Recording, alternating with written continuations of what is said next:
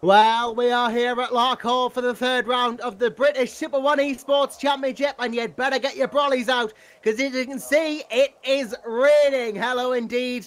And, well, this is going to be a brilliant one by the looks of it. Joshua Anderson here, and we should have Jake Sanson, of course, just running a little bit late, because he is a busy man. And, well, Larkhall, what a circuit. Very tight, very twisty. Shorter laps than most circuits on the calendar, so extended race lengths for today and today only. And, well, we'll be going back to the regular 12:15s for other races, but today it is 15s and 20s. So there you go. You are going to have longer at Larkhall because it's not quite as long a lap as the other circuits on the calendar here. In total, it is 0.85 kilometers, 11 turns, and quite the thrash around the track indeed. And very soon we'll be getting into the official practice and qualifying sessions for the cadets, of course, because they go first here in Super 1. And then we'll be having the first race 15 laps for the cadets, and then the combined junior and senior sessions, which will be 20 laps in the race. And this is going to be an interesting one with the rain as well. We have not had a wet race this season. So this is the first time we'll be having a wet race. These drivers will be tackling the wet conditions at Larkhall in these karts, and it is not going to be easy. It's a difficult thing to do, drive a kart at the best of times. But, you know, in the rain, it just makes it so much harder because you've got less grip, less adhesion. You really have to be careful. Of course, if you are watching and, well, you're enjoying the races, do get involved on the YouTube comments as well. And let us know what you're thinking of the races as well. We've got some fantastic action coming up for you today, of course. And some of the brilliant drivers are going to be showing us exactly how to tackle Larkhall in the rain and just showing us exactly what they're made of. We've had a fantastic opening 2 rounds of the season and brilliant races, first 2 so far. Definitely some of the best racing I've seen in the eSports world as well. You really are breaking ground here in the British Super 1 eSports Championship. Some of the prizes on offer, which we'll go into more detail later, are so important for some of these drivers, could really make their careers. And the last 2 races we've had have really shown the quality of these drivers and the quality of the competition that's going to be going on today at Larkhall as drivers going out. Official practice is going to be starting in about 38 seconds, so don't have long to wait. But of course, low adhesion conditions meaning the driver's going to get every inch of practice in that they can. You will not see these karts going around as fast as some of the corners as you have the previous 2 races, of course, with it raining, but that's going to create a bit more of a challenge in its own right, because as we say, never seen these karts in the rain this season. The Open Season Winter Cup at PFI was dry, as was the first round of the championship, and then the second round too. So, first wet race of the season here at Larkhall, and it is going to be an interesting one. Alright, I got people in the comments as well. We see Alexander Ruffley saying, "Come on, Mark," and that's Mark Dempsey, I think he's on about, in the number 88 kart there. And Mark Dempsey, of course, going to be looking for a very good result here today. Going to be wanting a good result in this cadet category, and making his mark here at Larkhall will certainly be a good thing for him to do, as we're reloading now and going into official practice, which is about to get underway. So just doing a quick restart of the server and then moving into the official practice session. And it could be very interesting to see how this goes indeed, and how these karts and drivers will learn throughout this official session how they deal with the wet conditions. It is not going to be easy for them, of course, and it's going to be a bit of a new experience for me as a commentator as well, because I've never commentated on karts in the wet, so something a bit new. And we'll be learning, obviously, just how fast these sort of benchmark times are going to be looking for, and the qualifying as well will be.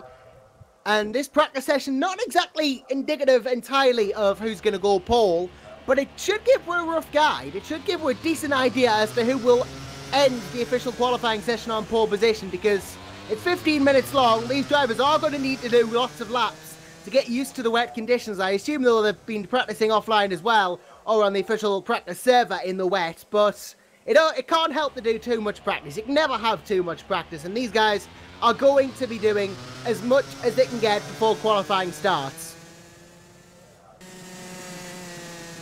And, yeah, obviously in the practice, unofficial practice, before we're using the extended Larkhall layout, it should be noted, this is the existing layout. We're not using the extension here at Larkhall.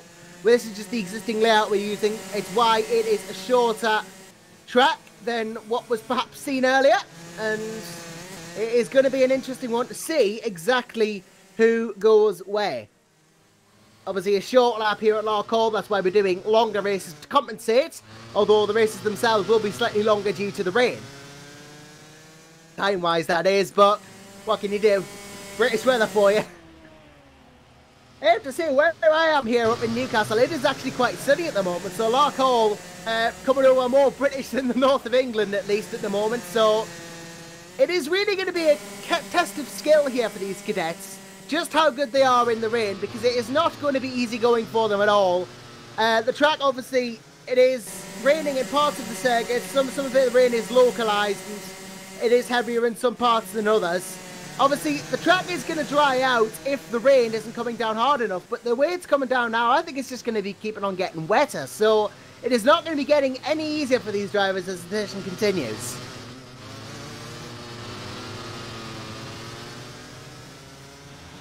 I think we have Sam Shaw on the broadcast now at least, showing us his laps, his practice laps of Larkhall here, chasing down Nathan Marquez. Of course, time's not really massively important at this stage in the proceedings. Of course, that's when qualifying happens, that's when they need to go as fast as they can. But really now is about pushing the cart as hard as you can, learning the limits really in the wet. And Sam Shaw doing just that as he gets a nice little move on the inside of Nathan Marquez there. If he can do that in the race proper, that sort of manoeuvre in the race proper, he will be on for another very good run here. He has had the run of the field so far in the cadet class.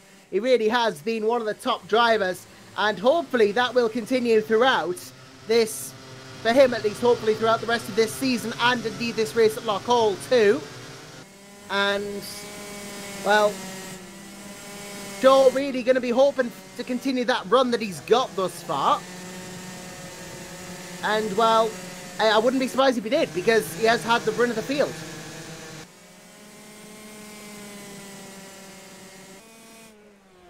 Even Jeff Holder is currently the top of the timesheets on a 48.3, so Jeff Hall at least showing that he's adapting to these wet conditions all right, but at the moment at least, not really going to mean too much. That's when qualifying, obviously, if he can do this in qualifying, get pole, then he is really going to show himself as potentially a candidate for the win of this race. But as it stands, he can just really hope that he can keep this pace into qualifying. It's about learning the track, as we say. We have Marcus Hesketh in the comments asking, do wet lines actually work on this? And the simple answer is yes. You do get wet lines. You get drying lines and wet lines with the dynamic wet weather system we have here in our factory, which is our simulation software. And you do get drying lines, so if the rain were to stop and the drivers all took one line, then the cars would surely but surely, they would very slowly get a wet line wearing into the track and get themselves a dry line, and eventually there would a dry line form and carts could take that and go on the slick tyres perhaps. So yeah, wet lines do work, and that's something that the drivers will be hoping to form during the race.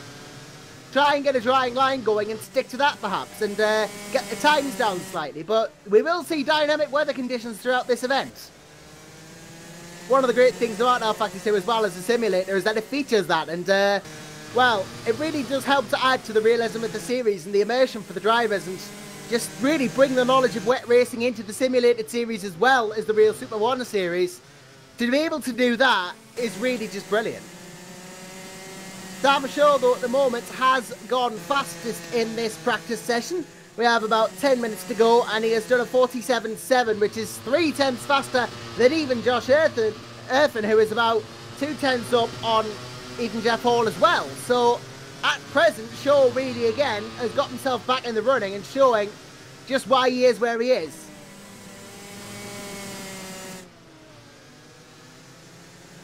Has, of course, been one of the standout contenders, as is Kai Bacini as well. Mini Melody 17 in the comments, a Kai Bacini supporter in all this, and yeah, he had a brilliant run last time out.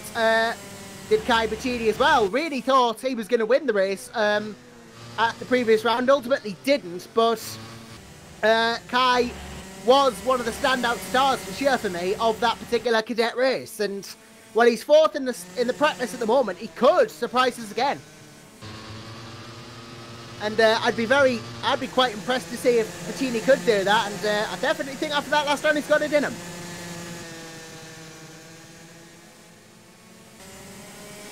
Looking up and down the field as well, we have the likes of Jason McCleary, Alfie Briggs, Sandro Ballesteros, Oakley Keekly, Nathan Marquez as well. Alfie Baxter Davies has actually had a bit of an excursion into the wall there in the 31 kart. So that shows how difficult the wet conditions can be. And then we have Mark Dempsey and Oscar Toyton as well near the back of the field. Josh Erfin though currently leading the timesheets, and again, apart from Sam Shaw, he has been the real other contender to the top series and really has been the top contender for the Cadet title. And well, now Minibeldi asking, does Slipstream work? And again, that's yes, this is a very advanced simulator. The karts will get Slipstream, wet conditions, you name it. It's even got one of the most advanced tyre models in the simulation world, so pretty much acting as a real tyre does. And really is going to show what these karts are like around here, and this is going to be brilliant stuff indeed for Erfin, especially if he can get this kart going nicely.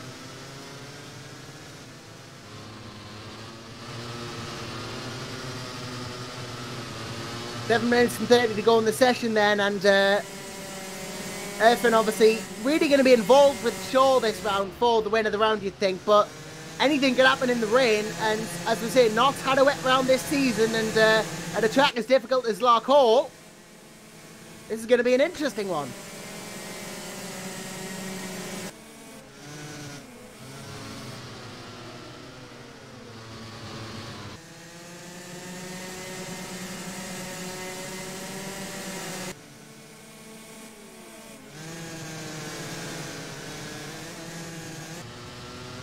And now Mini Melody saying, who's the commentator's bet for the race? And that is a difficult one. It depends on how the qualifying turns out, I feel.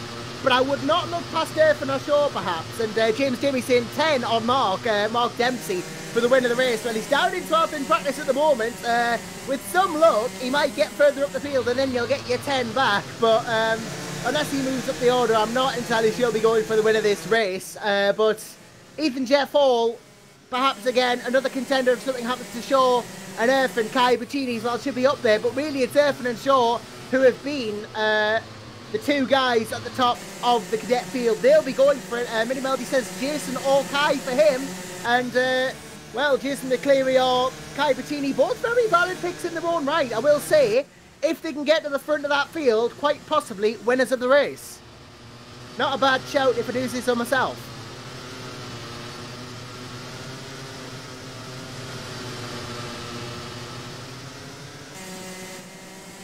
It does seem, though, that these cadets are getting themselves nicely into the groove of things on this wet track and just really starting to adapt to the conditions. And there isn't as much grip available, obviously, as there would be in the dry, but they're still making use of what grip is there. And at the moment, Shaw and Erfin are within about a tenth of each other, which goes to show how close these two are, how close they are going to be running this race. And even Jeff Hall only about 4 tenths behind, so not that far off the pace as well.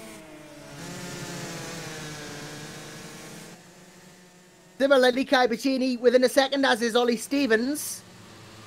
And Jason McCleary as well, not far out of the 1 second area.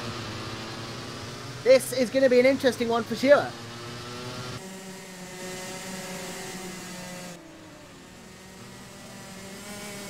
You can just see the amount of spray these karts are picking up and depositing all over the track as well. They're just blasting the water out of the way, of course.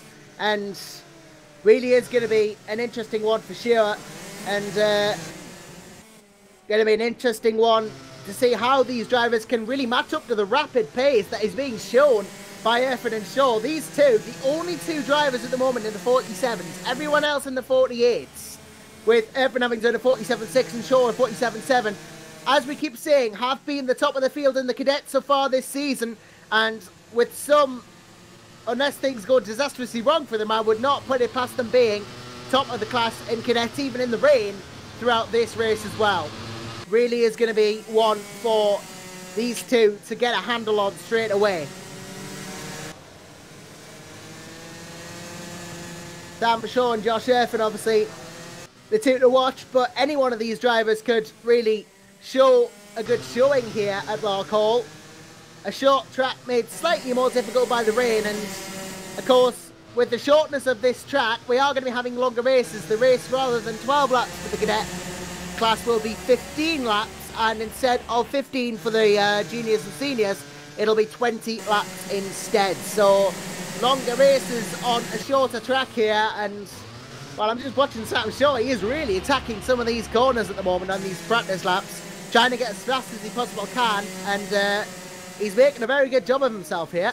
Doing a very good job of getting... Oh, well, he gets a big slide on there. Clipped the grass slightly, lost traction, and good kart control indeed from Shaw. Really showing his credentials and showing just why he's as far up the order as he is.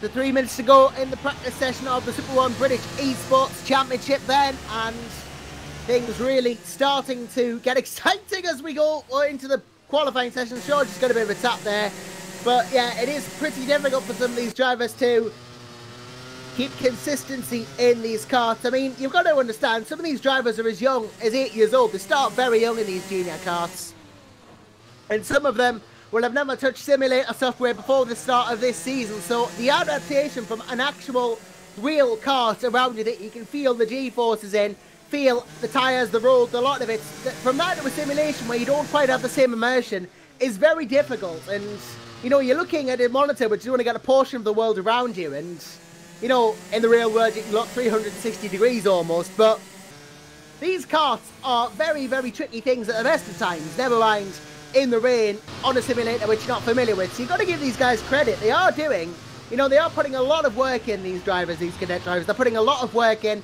and putting a lot of effort in to get themselves to the best of their ability, and you've got to appreciate that. You know, it is not easy business. There is a school of thought that's like, oh, it's just a game, it's easy, I can do that as well. Trust us, this is difficult stuff, especially in the rain, and you know, these drivers put in a lot of time and effort to get to where they are, and you know, for the likes of Josh Irvin and Sam Shaw to be putting in 46 6s and 47 7s, you know, these to be putting in the laps they are is just stunning, really.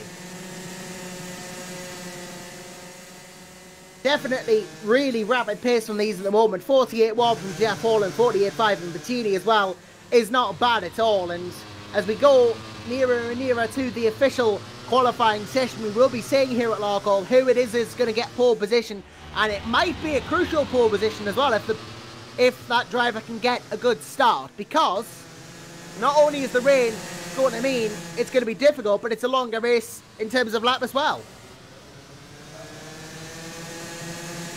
Looking at, we're going to have ourselves a 14 kart grid as well, which is very nice indeed, and it's going to mean lots of action on the track for sure. 14 karts around Larkhall is going to be an interesting one for sure as well, and there is, if for a kart race, you know, it's probably something not as you might see in an actual kart race, but you know, it's still a very fairly packed field, and there are a lot of drivers there too that, you know, can really impress, as we've said. So 17 to go until qualifying, and well, Super 1 British Esports round 3 from Larkhall is about to get underway proper. And we've had people saying the likes of Jason McCleary, Kai Bettini might win. Who's my picks for the race? Josh Irvin and Sam Shaw. But really, any one of these 14 could win it if the rain makes it as unpredictable as I think it's going to be, as time now elapses and we are about to move into official qualifying.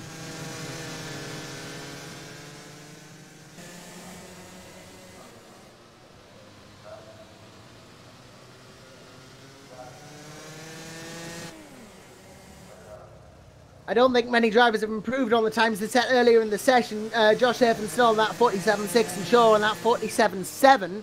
So it is going to be an interesting one to see if that can be bested in qualifying. Kai Bettini still round about the area where he was, as is Jeff Hall. So this is going to be an interesting one in terms of qualifying for sure.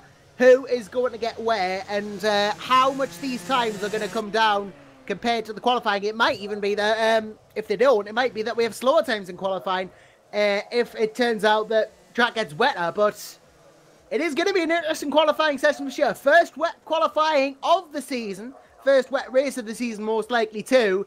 And, well, that might throw everything up that we know.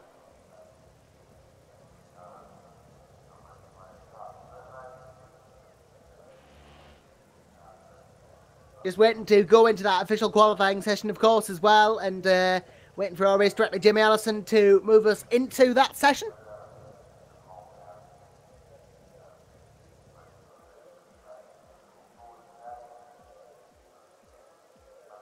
At which point we will be getting the qualifying underway proper, and, well, all eyes will be on that crucial looking pole position for the race here at Larkhall, especially given these conditions.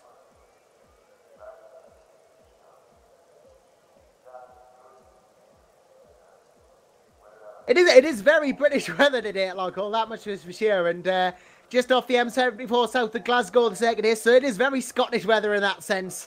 Throwing it down in the Highlands and the Lowlands and everywhere else in Scotland, but that's just going to make it better for viewing, really, and more interesting for the drivers.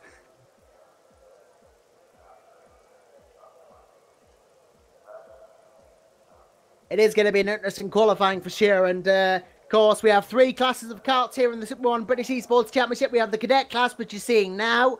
We have the Junior class and the Senior class, which race together, both using Senior X30 karts. And, of course, the Cadets in these Junior Cadet I-Armies as well. Main difference between them, of course, is the speed and the power of them. The Cadets obviously doing 47.6s around here. I'm thinking the Juniors and Seniors are probably doing around the 43-42 mark. About 4 or 5 seconds faster, if what we've seen throughout the rest of the season's any guide. In the rain, of course, that might be increased slightly, but we'll see exactly how the juniors and seniors do when they actually get their chance to go out, as we are now moving into official qualifying here at Larkhall. You'll notice the rain has stopped temporarily, and that the track is still wet. Don't worry about that. The rain usually resets itself within the first 30 seconds of any session in our Factor 2, so it's not like we're going to be suddenly having a dry qualifying. It is going to be a wet qualifying. It just takes a short while for the weather to sync up, because we are using live weather as well. This is not predetermined rain. This is live weather from Larkhall as we speak, so this is, as it happens, the weather changes. The actual weather at the Larkhall race centre is the actual weather we'll be seeing here in the Super 1. As the drivers making the way out, obviously trying to take advantage of the temporary stoppage in the rain. And just going to try and get the laps in, dry the track out a little bit before it starts again. And it's not going to make that much of a difference, because I don't think any of the drivers are going to be on a hot lap by the time that the rain restarts. But at the moment, at least, all eyes on potential pole sitters. I'm looking at Sean Erfin myself. Josh Erfin specifically, he has had the edge on Shaw sometimes at this season, but he has just not managed to have the luck to go with it. Definitely could have won round 1 at PFI, save for a few incidents that put him further down the order. And Sam Shaw, 2 out of 2 so far in Super 1, has had the run of Erfin for the most part, but could be bested here at Larkhall. Entirely possible. Either of these two drivers could come out on top. Maybe even the likes of Jeff Hall or Bacchini could go pole as well if they can get the game together in this qualifying session. Who knows? Entirely for the taking in this short qualifying session here. Only 5 minutes and 35 to go, so it is a very short session. Not much time in order to get a lap in. And often it comes down to getting that clean lap in at the right time. Free of traffic, free of problems, when the track is at its best. Rain obviously coming down again by this point, so it is only going to get harder from here. Stevens and Keatley set the first time. Shaw goes at 50.0. Josh Erfin is probably going to set a time as well of 49. A whole second faster than Shaw's first lap. And that is going to be an interesting one. If Erfin can keep that sort of improvement up. Obviously, as the car gets lighter, kart is going to get faster as fuel is burnt as well. Sam Shaw too is going to want to get more time. That is a while off Earthen, it must be honest. The second off at this stage. But he will bring that down. Maybe a mistake on his first lap. Earthen too, though, is going to want to improve his time. I've got my eyes on Shaw, though, because I'm sure he's going to improve somewhat. But how much is he going to improve across the start-finish line? Oh! Only about 6/10. Only goes to a 49.4. Earthen, meanwhile, has not improved on his previous lap, I don't think. Yeah, he did a 49.5. That's how difficult he's going to be. Ollie Stevens in all this is third, which is good for Ollie Stevens. Third place on a 50.1. Time to be found, of course, but... yeah, as yet, has not found that time.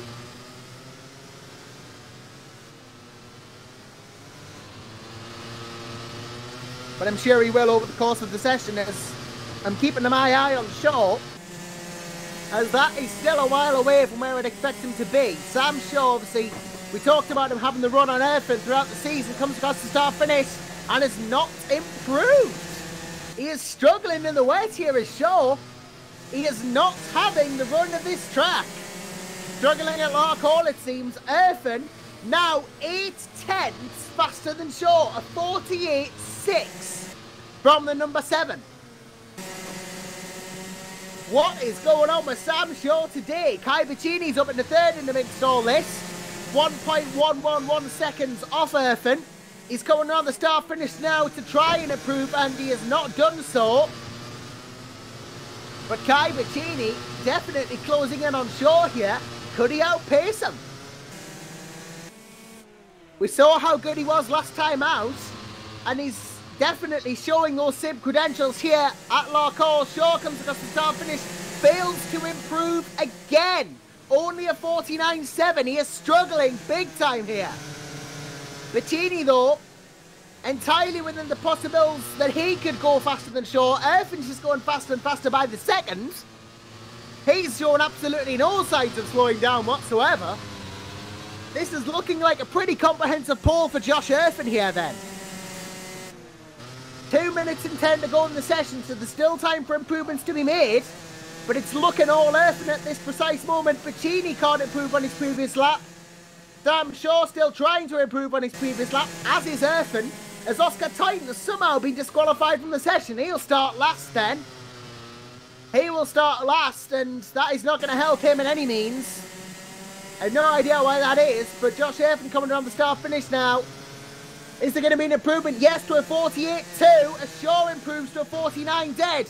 Finally, 4/10s found, but Earthen throws those 4/10s straight back at him. Sam Shaw has got nothing going his way at the moment. Every single time he finds time, Earthen finds it back. So that is a positive sign, the improvement that he's made. It is positive that he has in fact found some time.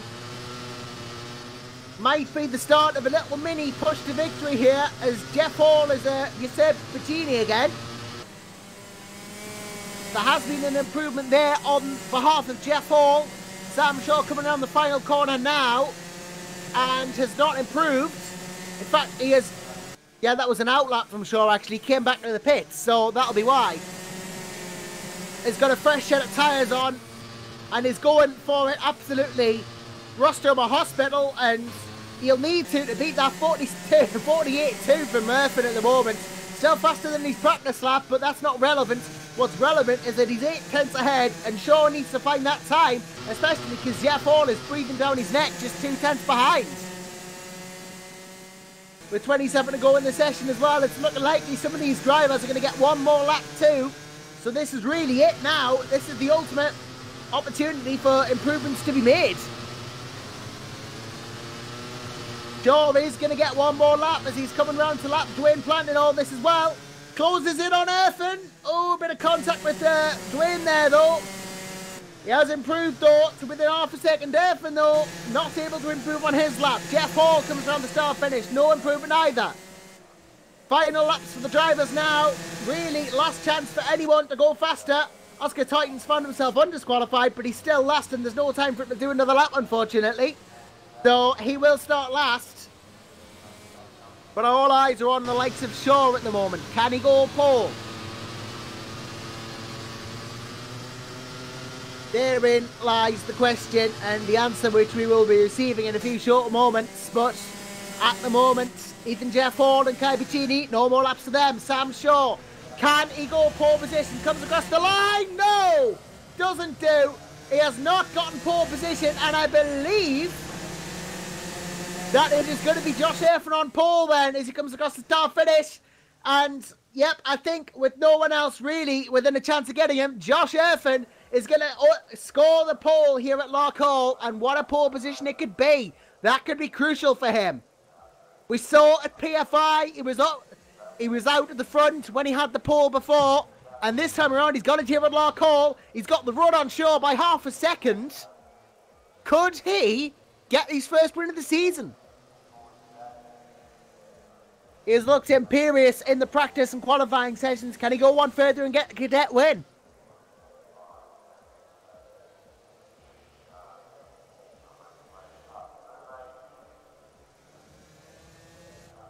We'll have to say about that as we have a nice 2-minute break or 3-minute break before the actual race starts. It gives the drivers time to set up the fuel for the race, set up their final settings as well.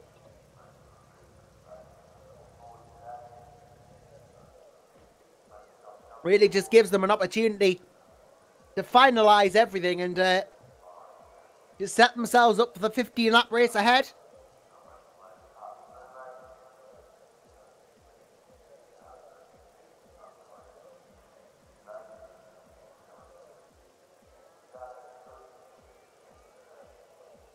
But it must be said, what an imperious performance from Josh Erfan there. What a brilliant performance from him.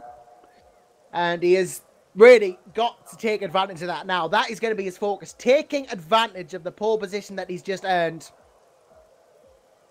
Half a second faster than Shaw. We have not had that this season. Those two have been separated by tenths at a time, maximum.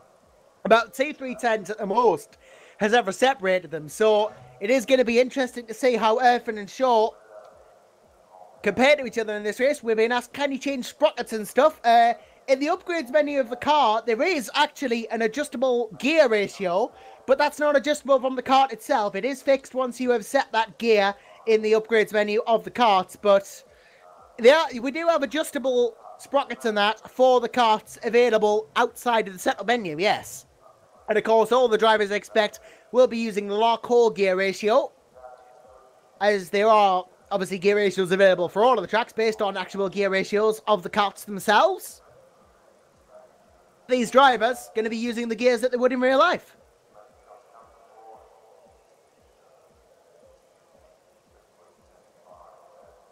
It is going to be an interesting one for these drivers though, for sure. This wet race here at Larkhall, which will be coming up in just a couple of minutes' time. And it is going to be interesting to see what happens too. Who's going to win?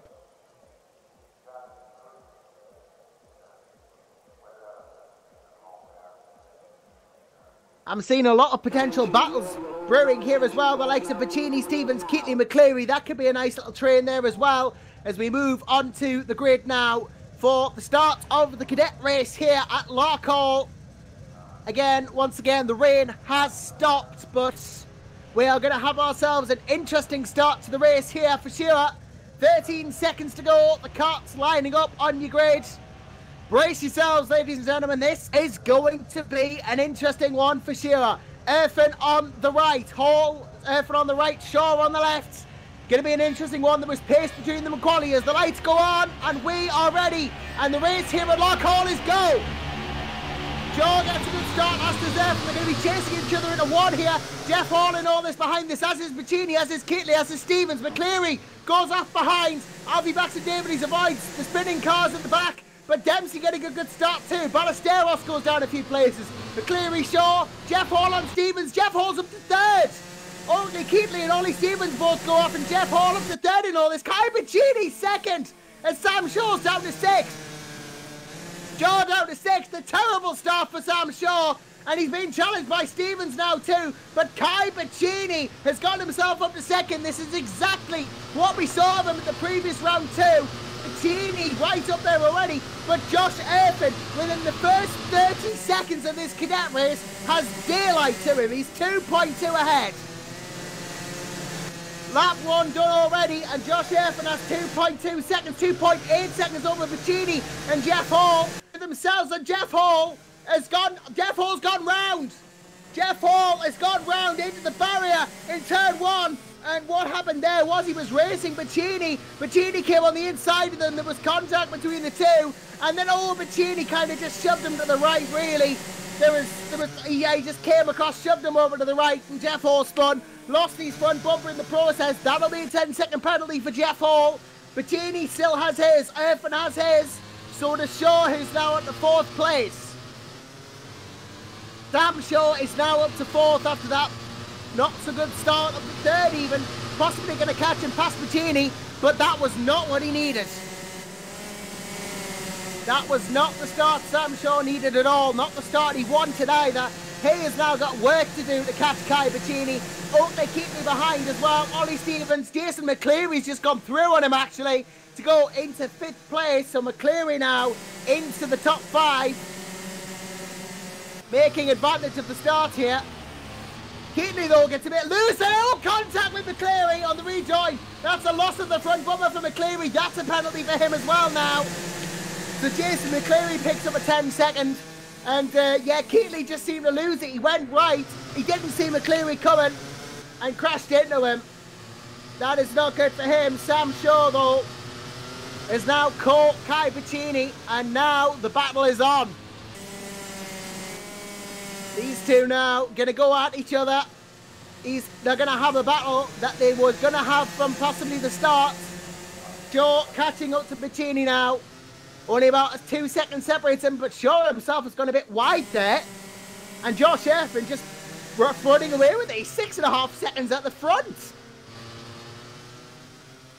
Absolute daylight robbery from Erfin here. Imperious in practice and qualifying, and even more so in the race now. Further down the back though, Ollie Stevens and Jason McCleary looking to set something up. Sandro Ballesteros wants to get involved, as is Oakley Keatley too. As we have Alfie Briggs and Ethan Jeff Hall battling it out for 8th. Ethan Jeff Hall on the inside here and gets it done. He doesn't have a front bumper though, so he is going to need to get himself 10 seconds clear of Alfie Briggs as Jake Sanson joins us after a hectic 4 first laps at Larkhall. Good to see you. Finally back in. I do apologise for my tardiness. It's been a bit of a crazy one, but this is Larkhall and it's in the wet, so it's sure to be spectacular. Oh, it's been spectacular so far, and Josh Erfin has a spectacular 7.6 second lead here in the wet over Kai Bacchini, who's being chased down by Sam Shaw. Shaw is giving him everything he's got here after a disastrous start, and the qualifying session here was half a second down on Erfin. But Bacchini now doing a good job of defending from Sam Shaw, as that was one of the carts off that was being lapped, I believe. But Bacchini now has got the hardest job in the world, and that's to defend against the Cadet Championship leader. No major surprises from Kai Bacchini. He's been getting a lot stronger of late, not just here in SoBEC, but in the proper Super 1 series as well. So it's been very interesting to watch how his ranking has basically grown over the course of the last 3 or 4 weeks. It's great to see him really asserting himself at the sharp end here at Larkhall in absolutely appalling conditions. Yeah, it's about there's only one word to describe the weather, Jake, and that is Scottish. It is absolutely chucking it down here at Larkhall. He is doing a very good job here, and he impressed the last time out as well, didn't he? Yes, he did, and this is one of the great things we love about the boxer. Kai Bacchini, really strong, fantastic young talent. It's amazing to see the lifelikeness of this circuit compared to the real West Scotland karting club venue, Larkhall. Do you know, this takes me right back to exactly 20 years ago in real life on this particular circuit, in exactly the same conditions. A certain young man battling his way through in fantastic style, who was a Super 1 champion in the wet against a chap called Fraser Sheeder. What was his name, Josh? I think that might have been Lewis Hamilton. Might just have been indeed, and well, Josh Erfin pulling off a very Lewis Hamilton-esque performance here. we're 6 laps into this race, and he's 9 seconds ahead of Kai Pacini. There's no other way to say it. 9 seconds. That's a C's length away from Pacini here. He's absolutely running away with it. I wouldn't be too surprised if what Irfan has basically been doing is giving an awful lot of work in the testing in wet conditions, because a lot of the drivers will probably have done laps of the Larkhall circuit, been unfamiliar with these wet conditions, and it really does make a massive difference in terms of your spectacle, how you really work on the setup of the car. If you're doing an awful lot of work in the dry, that's one thing. In the wet, it is a completely different task.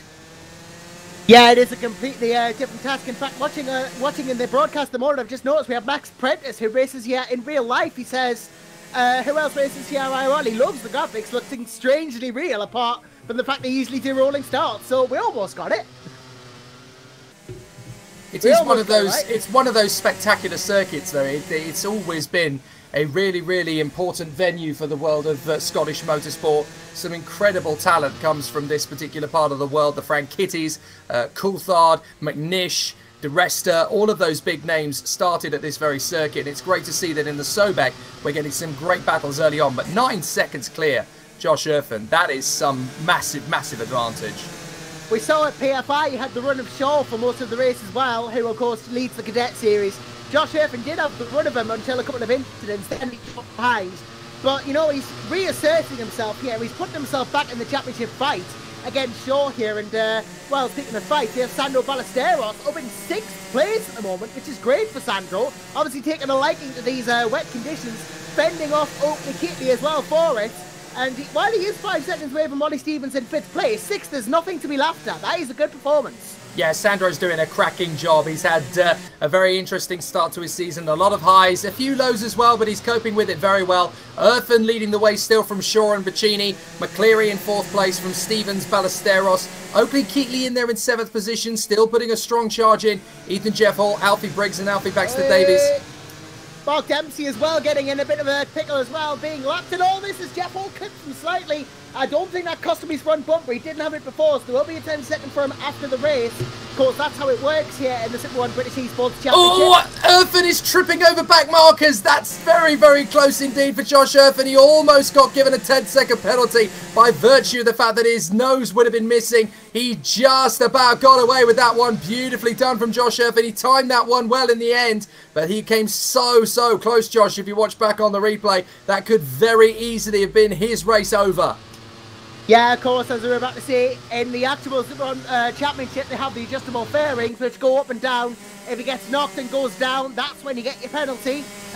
In the Super 1 British eSports Championship, we can't quite replicate that, so we have the nose cones that come off entirely. Lose your nose cone 10 seconds after the race, which encourages the drivers to be as careful as they are in real life. But as you say, Jake, Josh Irfan now has the back markers to deal with. In fact, he's actually 3 laps ahead of Mark Dempsey and 2 ahead of both Twin Platinum and Oscar Titan. So that's how tricky he is at the moment. Bit of a battle just out on the bottom end of the top 10 as Nathan Marquez is getting in there with Alfie Briggs. Briggs appears to have done... Oh, he's been taken out! Whoa, he's just... Yeah, I saw that actually. He got absolutely... That was just a massive hit, really. That was Oscar Toyton. Oscar Toyton lost it through the right-hander, went onto the grass, and when you get onto that grass, you have absolutely no control. The brakes mean nothing. Oh, and Toyton's gone off again. They're really tricky in these conditions, but Toyton basically lost it through the right-hander onto the grass and just sideswiped him.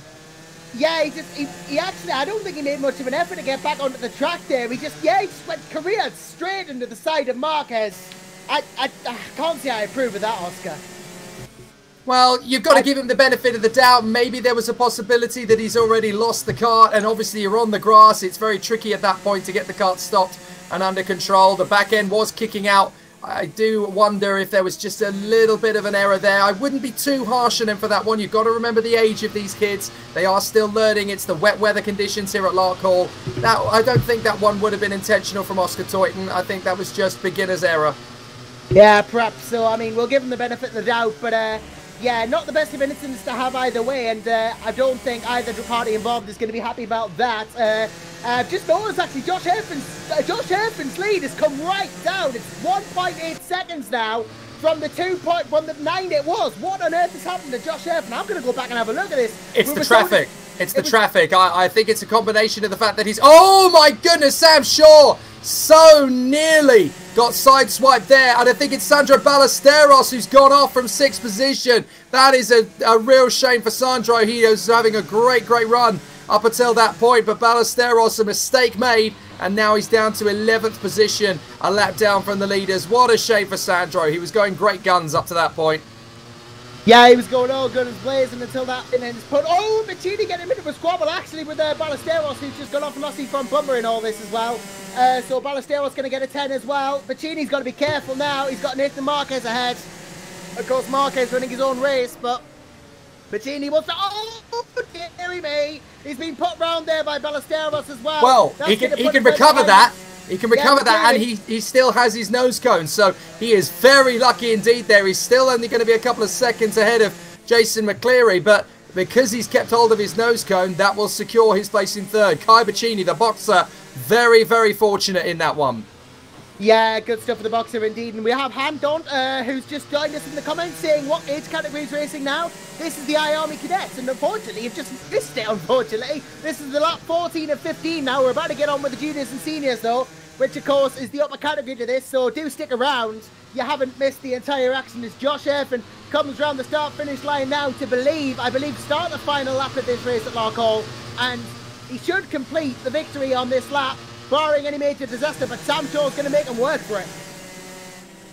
So great, the battle between these two. It's going to be like this all the way through the season. Josh Erfin and Sam Shaw having a great run this year. He's got off. Oh, no, unbelievable. Shaw around the outside of Erfin in all this. That's how much one mistake can cost you. They are so close. They've only got 4 corners. There is going to be a battle for the end of this race here. Sam Shaw is going to push everything he's got into this now. Josh Erfin has found himself in a position he didn't want to be in. Shaw's got to be patient. He's got to be patient. He's only got 2 corners, but he may get an opportunity open up in this final bend. He wants to commit, but he doesn't want to be too brave of it. If there's a chance that Erfin's going to lose it, no, he's going to get there.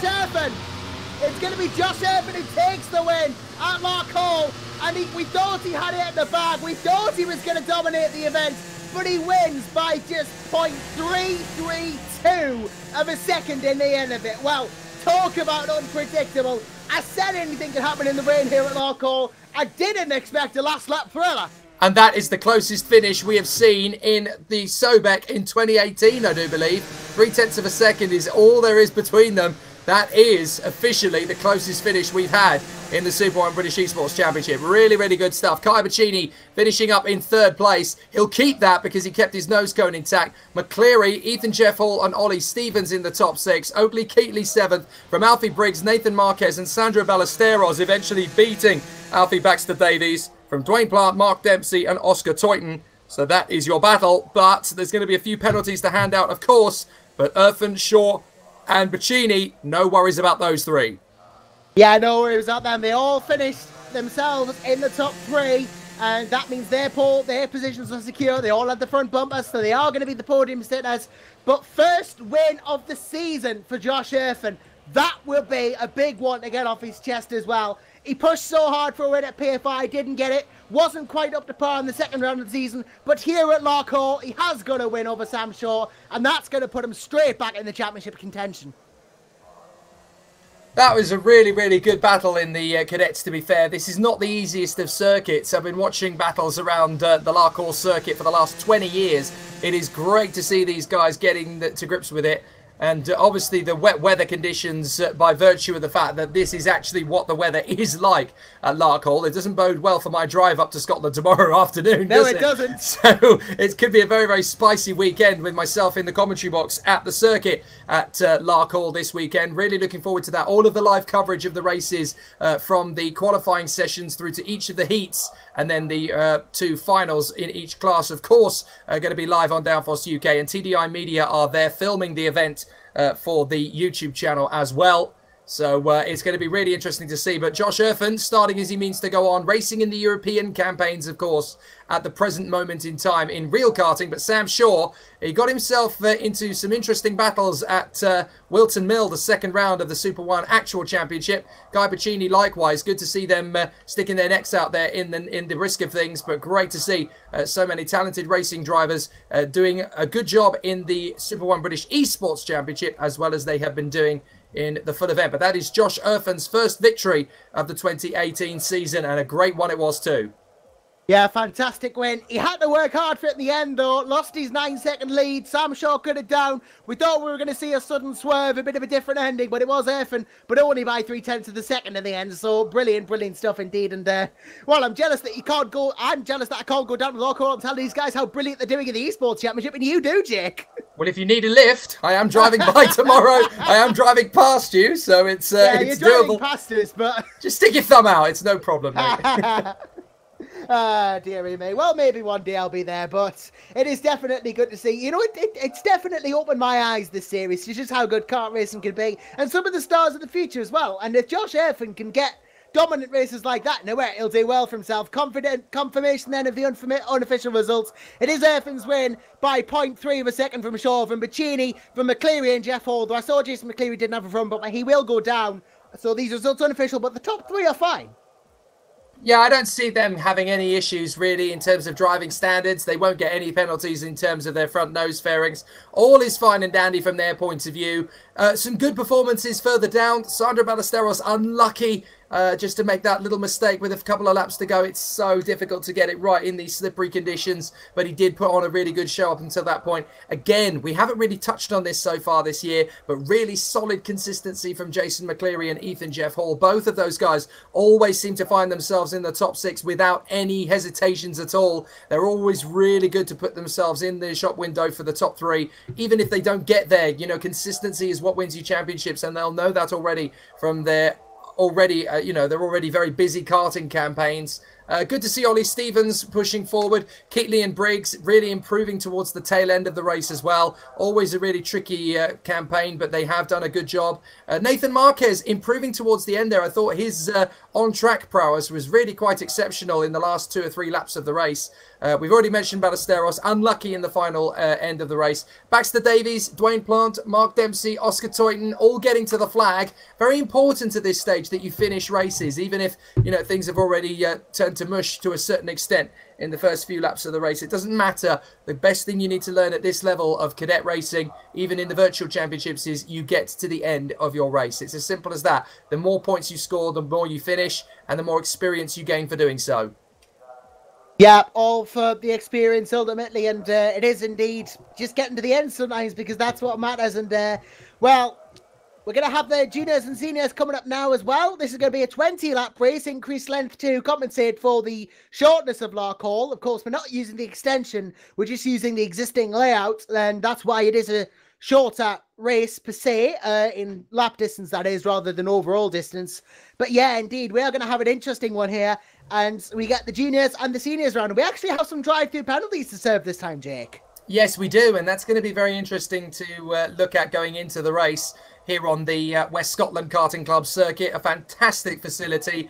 Great circuit this as well. 11 corners, just a whisker over half a mile. And you really do learn an awful lot from racing around this place. It's been part of the Super 1 makeup for the last few years as well. And great to see so many drivers putting in a fantastic job over the decades. Pretty much anybody from British motor racing that has come through karting at Super 1 level has done a fantastic job at Larkhall through the years. My first ever visit in person to a Super 1 meeting at Larkhall was 6 years ago. And while we've got time to kill, Josh, this is the perfect time to dig out one of my favourite stories from my early days of motor racing commentary. 2012 at Super 1, my first ever Super 1 meeting of any kind, actually. I was a TV presenter in those days, not a commentator. And still very wet behind the ears, still learning. And who would be standing in amongst the trees watching his younger brother race? But Paul Di Resta, keeping himself very nicely to himself. This would have been 2012, so as the Force India campaign was right at the halfway point. And there was an awful lot of Formula One buzz in the Super One paddock in those days, because you had the Red Bull Junior team in there as well, supporting the likes of Harrison Newey and Alex Gill. You had the Force India Academy team for their 3 drivers, Jahan Darawala, Arjun Mayani and Tarun Reddy, all of whom have gone on to major single-seater success since racing in the Academy in those days. And of course, all of the regular battlers and great racers that we've seen up and down the length and breadth of Great Britain. I'm fairly sure those were the days of Johnny Edgar's tenure in Cadets, and of course now he is part of the Red Bull Junior Brigade. So it really does go to show you, you know, you start from this little level of motor racing, you work your way up, you bide your time, and you do a fantastic job. And that's one of the things that racing in a circuit as tough as this, can provide you with. Yeah, it can provide you with that sort of thing. And, you know, 2011 as well, that was kind of really when Force India started to come into their own as well. So that, you know, having the junior team then, that was going to be the most important bit for them. You know, that was really when they started to kick on as an outfit. And obviously nowadays really fighting it out the front. But, you know, it all starts in karting, you know, and it just goes to show you can get anyone there. Absolutely. And there's going to be an awfully large grid entry for this weekend as well. We'll talk about that in just a minute to give people a buzz for what's happening in the Super One British Championships in support of the eSports Championship as well. The practice time is ticking down. 12 minutes is currently ticking down, although I'm not sure official practice has actually begun yet, Josh. So I think that's going to be very shortly indeed. We've obviously got the drivers briefing before that. But interesting to see where we are at the moment, because we've got some very competitive racing drivers in the junior and senior race. And great to see so many people wanting to push forward and get a little bit more from the kart sim. Yeah, getting a little bit more, and yeah, it is really just an it's such a brilliant simulator. I haven't had time to unfortunately do any laps of Larkhall this week. I did some of Wilton Mill though for the last event, and it really is such an immersive thing. I mean, especially for someone who's as lucky as myself to have a virtual reality headset and a top spec PC, you know, so I can almost, apart from the G-forces and the wind rush, feel like I'm in a car. It's just one of the most immersive things. I just wanted to keep going. Yeah, it really is fantastic. I use it a lot now in terms of my own information. I'm actually using this sim even to test some of the European circuits that have been built by other people, because the kart itself is just about the most realistic driving experience in the virtual world that I have ever had to driving a kart in real life. This is probably the part of the broadcast when we can start answering questions from people on the stream, because we do have a little bit of time, obviously, between the end of the last race and the beginning of the next one in the junior and senior category. Chloe Buckley, hello Chloe, old friend. Is there Spreaker coverage this weekend? Yes, there is. Glad to say there is. Just myself, unfortunately. It's not going to be Chris McCarthy this weekend. He is away on other bits and pieces, so it'll just be myself. So if any drivers are watching the stream and wanting to make their commentating debuts up at Larkhall, there will be space in the commentary box next to me for the races you're not involved in. No problem at all if you want to come and sit beside me. I'm not that scary. I don't bite. And anybody who wants to have a chat on the mic... No, not hard anyway. Yeah, so anybody who wants to give it a try, you're more than welcome to, and we'll chew the fat and have a bit of a laugh.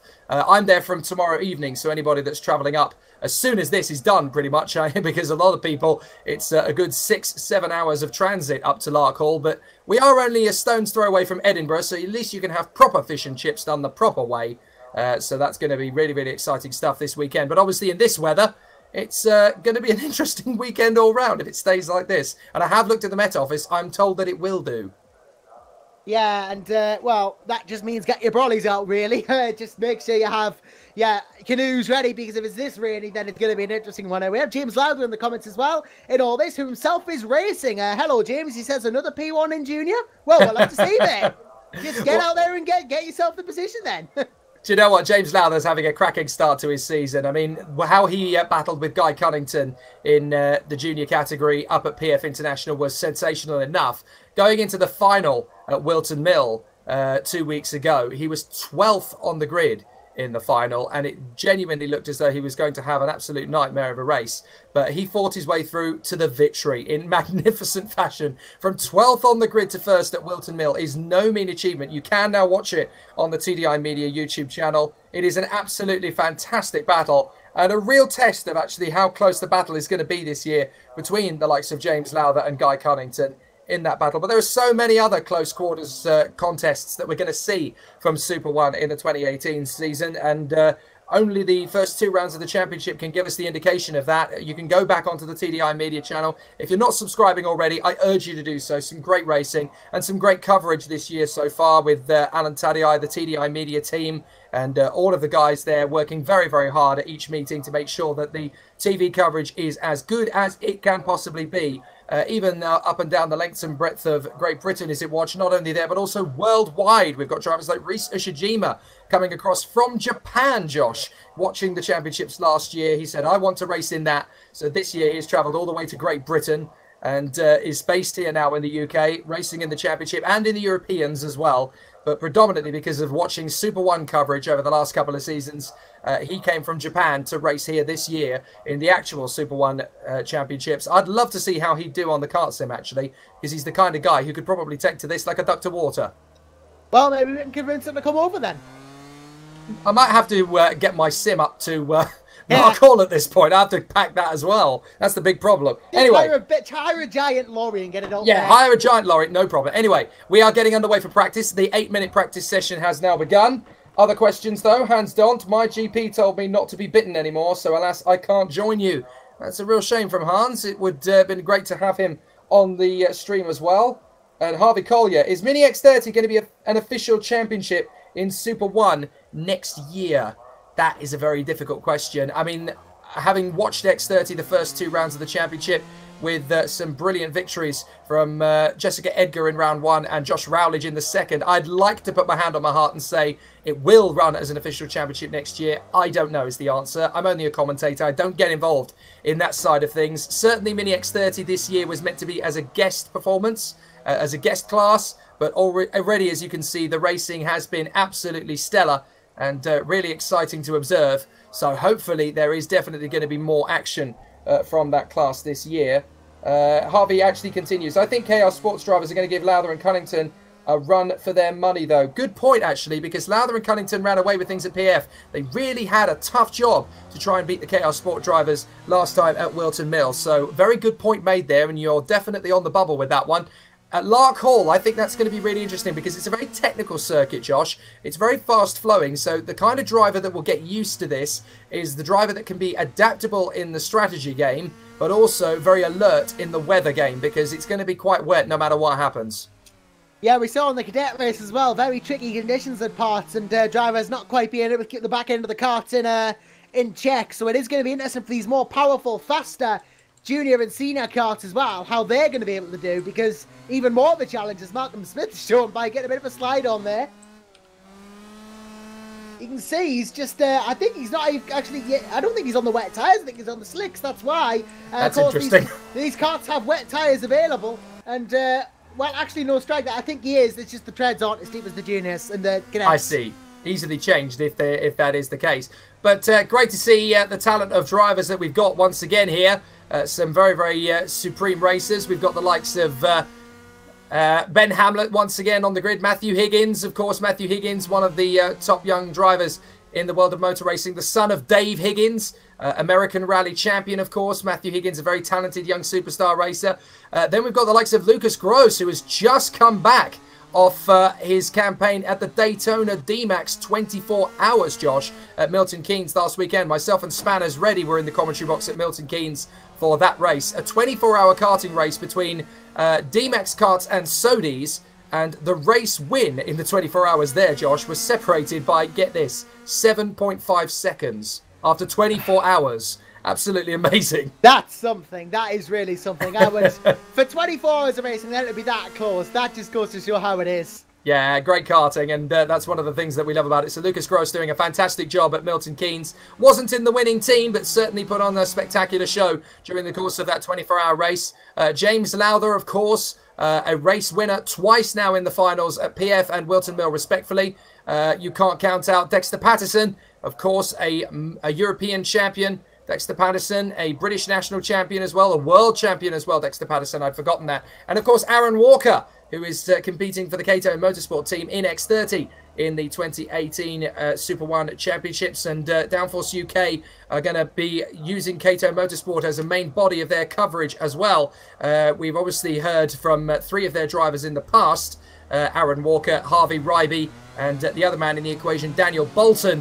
But there's going to be more coverage of those three heading into Larkhall this weekend, as well as 2 other drivers in the Cato Motorsport fold who have joined for X30 Junior. But more news on that as we get into the weekend itself. I'm not going to give away all our secrets. No spoilers.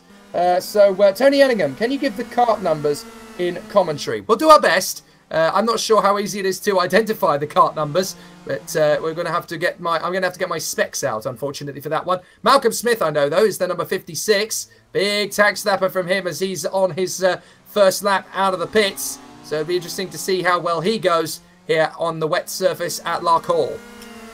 Yeah, it is going to be interesting to see how he goes. And, well, we'll keep having a look at all the drivers, obviously, throughout their official practice and then going into the qualifying session as well.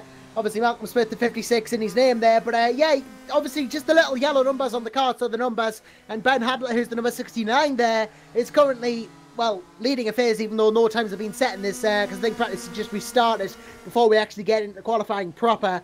But, yeah, we got a lot of drivers in this race. We have the likes of Ben Hamlet, Alex Everett, Lucas Cross, JP Slater, Will Chaddick, Matthew Higgins, James Lowther, Adam Farmer, Brandon Williams, Dexter Patterson, and Aaron Walker all in this race. So, a lot of very good drivers indeed. And we did say that the interim in between the 2 races, we'd be giving you a bit of a preview as to what's actually going to be happening on the circuit at Larkhall in Scotland itself for the 3rd round of the Super 1 British Karting Championships, as Malcolm Smith puts in a 43.254. It's not a bad first lap out of the blocks, actually. And a good benchmark for the rest of the field, as Will Chadwick is already within 7/10 of that one. Alex Everett going fast. Ben Hamlet, however, gets a 41.2 in there. So he's obviously been doing a lot of practice in the wet conditions leading up to this particular race.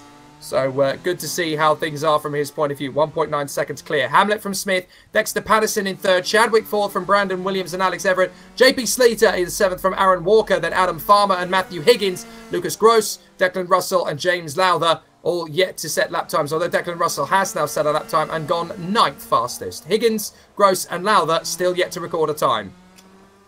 Yeah, they've still got quite a while to do so, but, you know, I think they should really just be, you know, they are out there, they are trying to get laps in, they are trying to learn the wet conditions, and they are tricky, especially in the kart as well, because, you know, these karts, these X30s, very difficult indeed to drive, and as I mentioned a couple of times over the season, they do have front suspension, but I don't think they have any rear suspension, so just a fixed rear axle on that over the bumps can be very tricky at times. Yeah, there's going to be some interesting battles going into this weekend at Larkhall. Of course, we've been following the Super 1 British Championship all the way through on SoBEC, because the championship runs the virtual round of the championship the 3 days before the actual meeting gets underway in earnest at the actual championship event. Just to give you an idea of what there is to look forward to this weekend for Super 1 fans, we have the Army Cadets, the age 8 to 13s, that epic battle at the front of the championship between Freddie Slater, Arvid Lindblad and Maxwell Dodds. And of course, there's a few other drivers in the mix of that battle as well. Going to be great to see how all of those drivers battle in with each other. Will McIntyre, of course, stealing the final victory last time for Fusion Motorsport, and he's going to be on home turf this time, so it'll be interesting to see what Will does at home. The Bambinos are making a guest appearance at Larkhall. They don't race, of course, at MSA level. It is just testing, so it should be a really interesting one to see how they go, with the likes of Fraser Anderson, Leif Khan, Freddie Hare, Freddie Duncan, Evi Davidson, Aston Sharp, Ryan McCall, Oscar O'Sullivan, Sky Parker, Gregor Reed and Fletcher Jameson. Give them a bit of a mention, because with Bambinos, it's not easy to get these guys the promotion they need straight out of the blocks, but they'll get plenty of that on Downforce UK this weekend at least. Iami X30 Junior in there as well, the age 13 to 16-year-olds. It's already been a very hectic start to the season, with the likes of Dragon Pinson and Clayton Ravenscroft battling for victories. Ravenscroft having the form of his life, but there's some great talent in that field. And of course, the man from Dolry, Lewis Gilbert, will be wanting to win on home soil as well.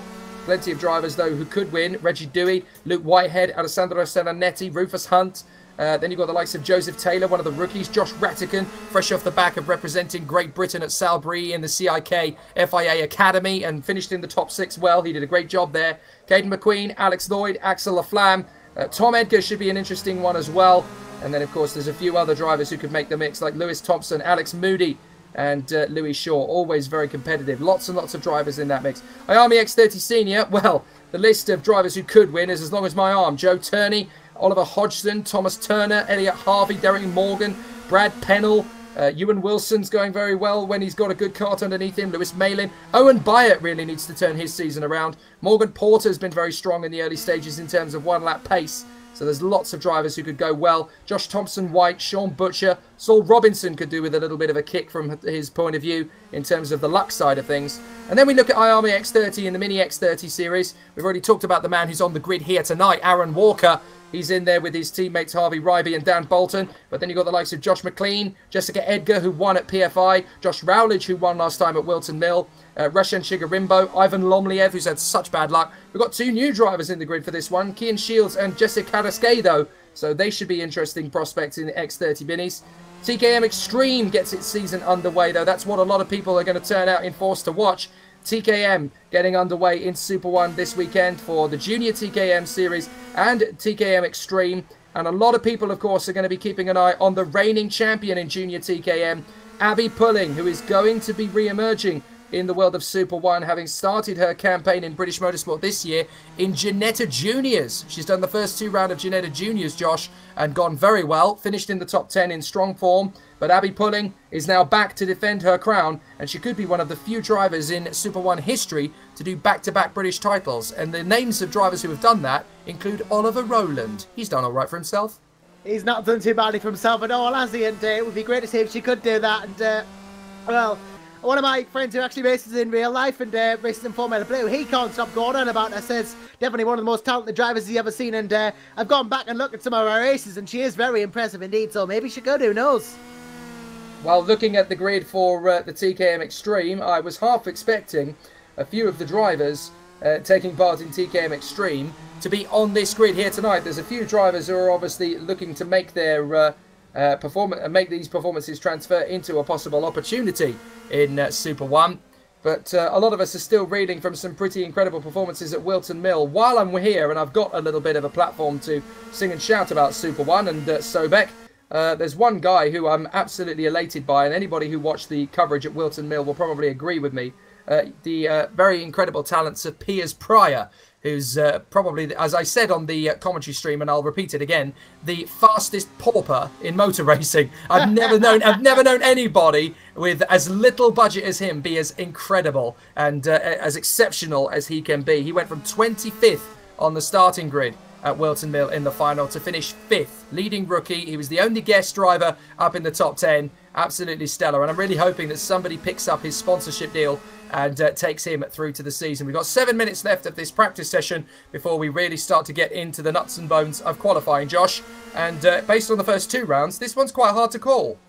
It is going to be very difficult indeed. Going to be a difficult one to call for sure. I mean, Ben Hamlet up there in P1 in practice at the moment. Matthew Higgins further behind. Brandon Williams, Malcolm Smith, Will Chadwick, Dexter Patterson up there. I don't know who's going to win this.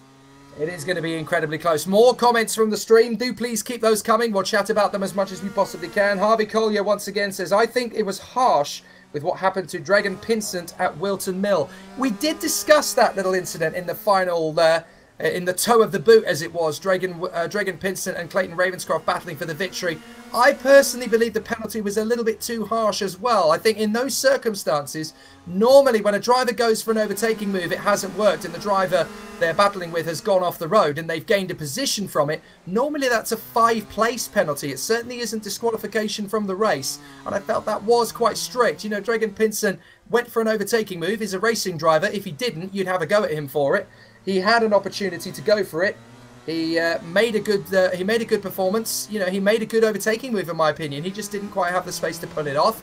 But if you're a racing driver, you've got to make sure you go for those gaps. What's that Ayrton Senna adage? If you don't go for a gap that exists, you're not a racing driver. It's as simple as that.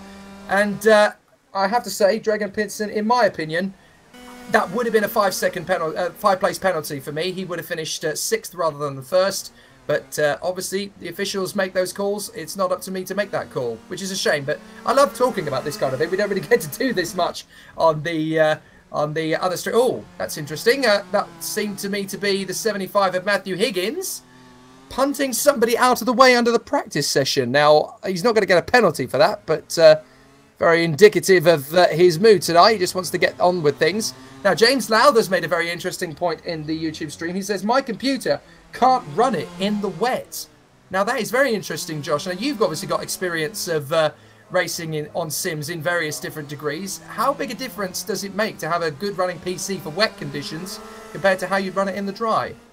It is a world of difference because it takes so much more of your resources to run it in the wet. You know, it's just, obviously you've got everything going on as well. You've got the rain coming down, the dynamic track to worry about as well. It does take a big hit on your performance, and you may sometimes just have to go and change your graphic settings before the race if you can't do it. But yeah, James Lau, you're going to have to get that sorted out. So there you go. That's the inside bit of advice. Sort out the graphic settings if it's causing a bit of an issue, James. That's how to get it sorted. And hopefully that means we'll be able to get him out and see him battle for the junior class victory. But Ben Hamlet, Matthew Higgins, Brandon Williams, Malcolm Smith, Will Chadwick and Dexter Patterson in the top 6 at the present moment. Brandon Williams and Dexter Patterson just heading out to get some more laps in there. Dexter Patterson, number 11. It looks like virtual reality imitates life as he runs with number 11 again. And Lucas Gross, the number 24, heads out onto the circuit as well. But Ben Hamlet currently leading the way in the number 69 on a 40.639. Nobody else has even broken into the 41s yet. Very impressive so far. Yeah, indeed. And Hamlet, that's just indicative of just how good he is really in these karts. And I did say in the opening of the broadcast, I thought we'd be seeing about 43s in the 43s, 42s in these karts. I was actually wrong. They are doing 40s. So, you know, we have some drivers are on the 42s, 43s, but Ben Hamlet has gone really far ahead, so he has really impressed. Well, yeah, Hamlet is the only one to go below 42 seconds. It is on 40.639. That's staggeringly fast compared to everybody else. If he does that in the qualifying session and then breaks away at the start of the race, none of these drivers behind him will see which way he went. Yeah, exactly. But then again, we said the same thing in the qualifying about the likes of Sean F. and they couldn't match their practice times, and then at the end of the race we had that thriller. So who knows? It could still go any which way. In this race at the moment, as we have about 2 minutes and 53 to go before the qualifying. And this is going to be an interesting qualifying for sure if things don't tighten up. Right. Fascinating question from Mini Meldy 17 on the stream. He's been asking a lot of questions this podcast. He has, to be fair, and you know, this is great. We want to try and get as much interest into the championship as much as we possibly can. Yeah. What's everyone's favourite track? Josh Anderson, very new to this, but obviously having now had a go at a few of the tracks, which one is the one in the KartSim mod that is your preference at the moment? Oh, wow. Well, from the race that we did, I love the look of PFI. It looked a fantastic track. It just looked like an experience. But do you know what? I'm gonna be a bit weird. I'm gonna say, even though I've never driven it, my favourite track is the one that just got added in the most recent update, which is Clay Pigeon. Yeah, it's a great circuit. I love going to Clay Pigeon. I've been there a couple of times now. It just looks race like coverage. a good karting track. And it's where Jenson Button started his career, of course. Yeah, I've done that. Well, that means a bit of heritage and all right, doesn't it? Indeed. But, well, they renamed the penultimate corner after him, of course. That is now known as Buttons. What I really like is how the start-finish straight isn't actually straight at all. Yeah. It's just a start-finish curve. I tell you what, Turn 1 is one of the locations in British karting for drama, because you tend to get drivers, you know, rolling starts in particular. You won't get that this year in the SoBEC, the Super 1 British eSports Championships, of course, because it's all based around the fact that it's standing starts in these championships, of course. But I am a massive fan of Clay Pigeon for that long flat-out corner. I've seen many an incident on that fast fly-out left-hander as drivers battle for track position. Very similar in reverse to the Circuit Gilles Villeneuve, that sweep across the start-finish line to come across. Only in the karts you feel it's a lot more tight, but you still keep it flat to the throttle. In terms of the tracks that are on the simulator, I'm going to go for Butmore Park, because although we don't race it, well, we don't race it in Super 1, unfortunately, anymore, because it is no longer owner-driver, which a lot of people have been very disappointed by. But you've got to understand, you know, the reasons for doing that, the context, the recent passing of John Surtees. He had an awful lot of time to give to Butmore Park. We miss him very dearly. He's been absent from motor racing this past year now. And the entire family have looked at Butmore Park, what they could do to preserve its longevity. And clearly, owner-driver was not the way to go, which is a real shame. But we still get to play with Butmore Park in the simulator. It's one of the few circuits on this sim that I've driven in person, as well as on the sim. And having been able to connect the two dots between the two, Butmore really does give you a big thrill. Drivers are mentioning on the sim, though, on the stream, sorry, they are talking about other circuits. Miro David mentions Butmore as well. Harvey Collier, Glanigorse or Three Sisters. I'm so glad you picked the two circuits closest to me, because Glanigorse is only an hour down the road across the Welsh border from where I live in Chester, and Three Sisters in Wigan is even closer. It only takes me about 45 minutes to get there. And again, to GYG and to Three Sisters, I love them both. I long for the day when we can go back to Three Sisters in Super 1. We haven't been there for racing at Three Sisters since 2013, I believe. And that was my first full season as a Super 1 British commentator. I loved the action and the meeting at Three Sisters. I love going there, and I'm really, really glad to see how it comes back. It's going to be absolutely brilliant. Terry Ellingham, recommends PFI. A lot of people do in the world of British motor racing, because of course we do tend to think of it as the British karting equivalent of Abu Dhabi in terms of its facilities, in terms of how new everything is, in terms of how much is put into the circuit as a business. Paul Fletcher does an absolutely cracking job. It looks the business, and it is the only circuit in Great Britain that is regulated to host CIK FIA meetings. Speaking of which, the next round of the CIK FIA European Championship is being held at PF International. So it's great to see that you know the European and world-class contingents are going along. If you go along to that meeting, you never know. Walking around the paddock in a very, very grotty, wet, windy day in Lincolnshire, you may well trip into Felipe Massa. You never know. He's been to every round of the championship in this CIK FIA European since becoming the FIA karting commissioner. And he has absolutely fallen head over heels in love with the sport of karting again. From an administrative point of view, he's really got into it. And yeah, anybody who wants to get an autograph with Felipe Massa, why not go to that meeting? Yeah, go there, and I think the CIKs are the shifter karts as well, aren't they? So that's the top level of karting possible with gearboxes and all. So, you know, that's if you want to see proper top level karts, go see the Europeans. Only the CIK FIA Championship can take gearbox to PFI. I've been screaming for the British National Championships to take gearbox karting to PFI. It lives there, belongs there. Those long sweeping straights that run under the bridge, it would look amazing with gearbox karting. But hasn't happened yet. Miro David says, Raura is a close second. I do like Raura. We just had the Bambino Karting Club held there last week. And, of course, there's going to be racing from Super 1 at the British Championships and British eSports Championships at Raura later this year. And it's going to be interesting to see how things progress. KartSim reminding everybody that we are opening registrations for the second half of the season. For those who have seen the first 2 or 3 rounds and think this is my kind of thing, I want to give this a go. So you are going to be in luck for the second half of the season. You can get going for it if drivers have managed to get a decent PC but just missed the first couple of rounds of the championship. Well, don't worry, the second half registration is due to open shortly. So it will be fantastic. Drew Davidson mentions Clay Pigeon, just the same as you. So really exciting stuff. Another fellow Clay fan. Well, yeah, Clay is fantastic. I'm looking forward to being there. I will actually be there this weekend. I'm at Larkhall. But the weekend after that, I'll be at Clay Pigeon for the Mirror Light UK series. So I'm really looking forward to that. Zach Bowen asks, when is the ones to watch video coming out for Larkhall? Ask Alan Taddy.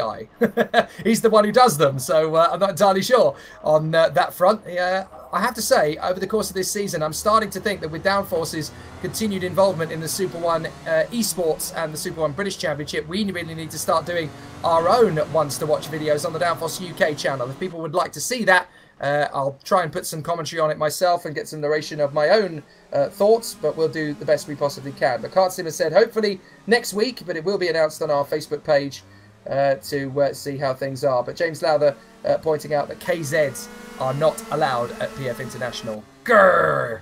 Grrr is my thought on that one. It's a real shame. I just watched back the action from Sal Breeze and KZ's. Great to see the action from there. They really are awesome. Paul Chadwick.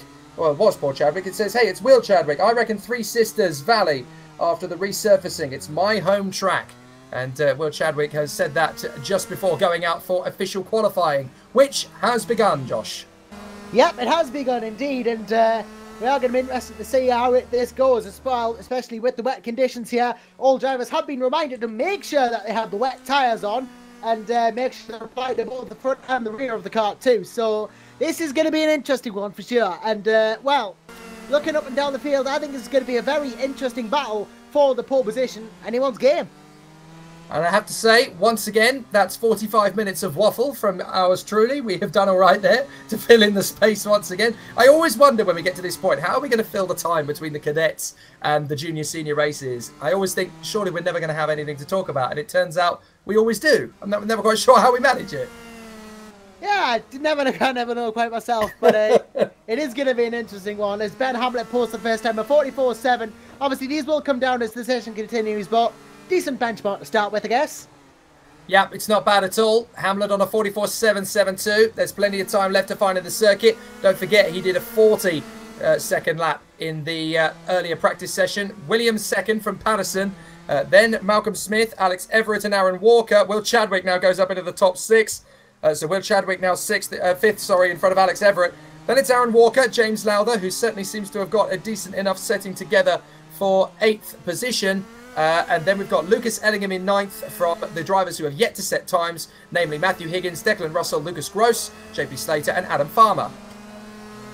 Yeah, Farmer as well, not set a time. Neither has Higgins, Russell, Gross, Slater, so they're going to have to set times before we can really judge how quick they are. But Hamlet, under threat from Patterson already, only 0.089 between them in the opening couple of minutes of this session. Brandon Williams not too far behind, nor is Malcolm Smith, so still closely run, even though the times aren't quite at the finest yet. This is going to be so close for the top of the timesheets. Hamlet absolutely determined to get his season back on track. Let's not forget that he had the victory pretty much sewn up at PF International at the first round of the championship before the fuel gate intervened. That is now a thing of the past, although, of course, Tony Irfin, the race director, has obviously been reminding people that they need to be very careful about their fuel limits because it's not a done deal as Williams goes fastest. So Williams goes fastest with a 44.714. That's 8 thousandths of a second quicker than Malcolm Smith, who has gone into second place. And that's 0.057 faster than Hamlet as well. That's less than a tenth of a second between the top 3. How close is this? I mean, for the rain as well, this is incredibly close. I thought it would separate the drivers. We always say rain, the great equaliser. It turns out that's true, actually. Look at this. We've got 4 cars within 0.146, and there's still 3 minutes to go. Yeah, and it's very unclear as to who's going to get the ultimate advantage. The 56 of James Lowther pushing very hard indeed as he goes around the circuit, trying to get that ultimate time. Hamlet goes fastest. Hamlet goes fastest in the 69er, 43.737. That's 8 tenths clear of Dexter Patterson in second place in the 11 car. Brandon Williams, 3rd position, gearing up for another fast lap as he comes through now in the 33 car. Malcolm Smith in the 56 in 4th position. Will Chadwick running in kart 88, I should say. Will Chadwick doing a fantastic job in the number 5th position kart. And then in P6, we have the number 77 of Alex Everett. Aaron Walker there in the 25, running well in 7th position with Matthew Higgins, the 75, in 8th place. Adam Farmer in the 75 is there in 8th position. And then we have Matthew Higgins also running in the 75. So I think there's a couple of differences in the numbers. I could be wrong. The 44, is Declan Russell. He's in 10th at the moment. Lucas Ellingham, James Lowther, JP Slater and Lucas Gross rounding out the field for the moment. But there's 2 minutes to go. A lot can change and Williams has gone second. Yeah, by 6 tenths. He is still getting quicker, and as is the likes of Patterson and Smith as well. Changes going on up and down the grid as well, but Hamlet's still strong on that 43.7. A lot slower than the 42nd that we set in the practice session, but as we've noticed in the cadets as well, times were slower, possibly because the track being wetter. But yeah, it's not going to be as easy to go as fast here in the qualifying session as well, given there's traffic too. Oh, Hamlet's had a bit of an excursion actually on his hot lap there, so you have to go out. He's probably going to get one more chance now. Yeah, he's really running out of times to do this. He comes straight back into the pits, goes straight back out again, and yeah, he's only going to get 1 flying lap, so he better hope that nobody's going to catch him, but he is making sure he stays out there to take advantage of the track conditions. But he's got a couple of karts in front of him as Matthew Higgins goes 9th fastest ahead of Adam Farmer and Lucas Gross. Lucas Ellingham is only 6 tenths of a second away from him. James Lowther down in 13th place. He is struggling in the wet, isn't he? Lowther's normally a few places further up the road than this, but he's there in 13th at the moment. And JP Slater in P14. He really doesn't like the rain and the sim, does he, James Lowther? No, it doesn't seem like Lowther's getting on very well here in the rain. We saw the similar sort of thing with Sam Shaw. Struggled initially as well with the wet, but then got himself back up the order. And, well, some drivers just are better in the rain than others. As Hamlet crosses the start-finish line, he's going to get one more lap in for a big slide through one there. Brandon Williams, though, really needs to take advantage if he's going to go pole. Yeah, this is going to be a tough one for Hamlet to get the job done. A couple of drivers having spun on their qualifying laps as well. That's not going to make things any easier for him. So Brandon Williams and Dexter Patterson, second and third position, still 6/10 back from Ben Hamlet. That's a big deficit, but all it takes is one perfectly clean lap. And that's going to be a big difference. Oh, now Hamlet's been nerfed there by another competitor on his flying lap. It's the 24 that nerfed him wide there. Now, who is the 24, Josh? Let's remind ourselves. He just gave him a little bit of a shove there. Not entirely sure who that was. That's Lucas Gross. Oh, wow. Okay, so that's very unlike Lucas Gross. But the Max Verstappen of his team at Daytona at Milton Keynes for the 24-hour last week. By virtue of the fact that he was the youngest in the team. That's the only reason, not that he drives into his teammates. Ben Hamlet has not been able to go faster because of that damage to his kart and is now only half a second quicker than Brandon Williams. He's basically got to sit and hope that nobody's on a faster lap. Williams finishes his, Patterson is done, and both of them are not going to improve. Malcolm Smith is on a flying lap. He does not improve, nor does Everett, nor does Chadwick. So Hamlet, in essence, is okay and safe in pole position by half a second. Yeah, half a second, and that is a pretty safe pole for Ben Hamlet then. Impressive stuff. Dexter Patterson third, Brandon Williams second, then Smith, Everett, Chadwick, Russell, Walker, Higgins, Farmer race the top 10, then Slate, Allow, the Grossing, Ellen. But of course, we have to bear in mind there are some drive-throughs to serve this race. Yes, there will be, and that's going to make things particularly spicy when we get into the nuts and bolts of the race itself. Always very interesting to see this from the expert eye, to look at how these guys are going to cope with these circumstances put before them. Well, the waiting is very nearly over. We're only a couple of minutes now away from the start of the junior-senior race. Two classes within one, of course, to see which drivers are going to make their mark. The winner of this championship at the end of the year in the junior class, of course, is given a test drive with Douglas Motorsport in the Ginetta Junior Championship. And the winner of the senior category is given a test drive with the Arden Motorsport team in British FIA Formula 4. Amazing. Yeah, brilliant prizes on offer, and really, as we say, could make the career of any of these drivers who get the opportunity to get it. And well, they're all going to be fighting it out here at Larkhall to get themselves further up. And Lowther saying his computer really is struggling, and well, even with the graphics put down, if you're still struggling, I'm afraid maybe the only solution is to get some better hardware. Yeah, it's a difficulty, and obviously the drivers have their own gaming PCs at home, and that's what they're running this on. There is a completely full, all-inclusive setup that you can get from KartSim Limited. Others like to try and have their own sort of bits and pieces, but that setup that comes from KartSim Limited is designed to work symbiotically with this sim experience. And, you know, a lot of people have given it a try.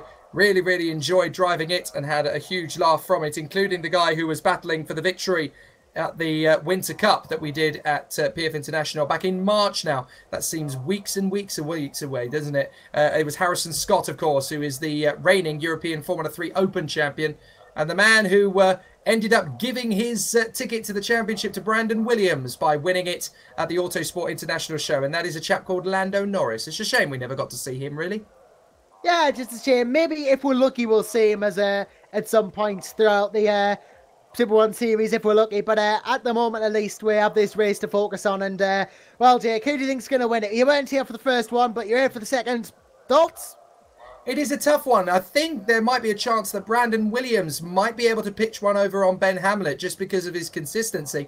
But Dexter Patterson is local to the circuit. He knows it very well, so he might have a little bit of inside knowledge, but it's tough to find anybody who can beat Ben Hamlet over one lap for pace. If Hamlet gets a good start and gets into those first few corners in front, it's going to be very tough for anybody to beat him.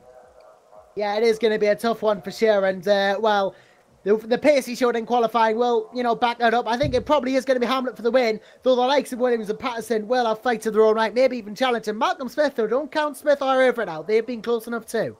And Will Chadwick in 6th position should be mighty strong if he gets a decent start as well. The drivers are now making their way to the starting grid.